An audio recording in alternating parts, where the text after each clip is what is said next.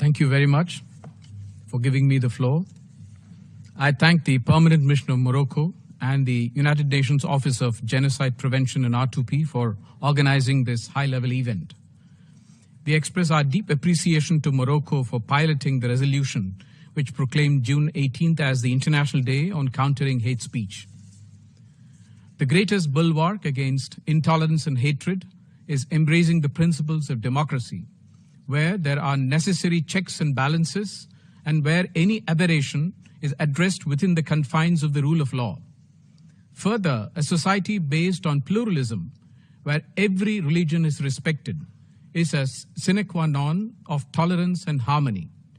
Pluralistic tradition is recognized in the resolution piloted by the UAE and Egypt on the International Day of Human Fraternity. India has embraced both these principles, democracy and pluralism. And we call on all countries to adhere to these principles to ensure that intolerance is addressed within a constitutional framework.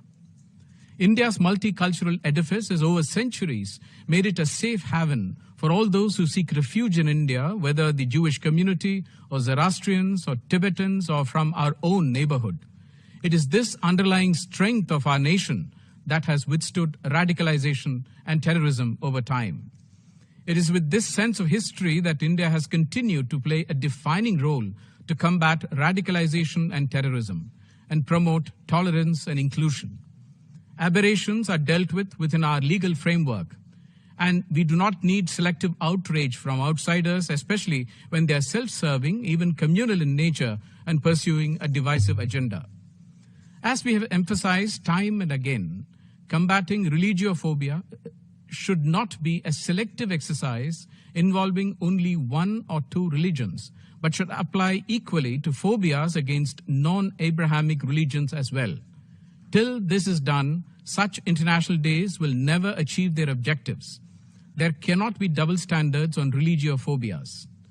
Education certainly has an important role to play in combating radicalization, violent extremism, and terrorism.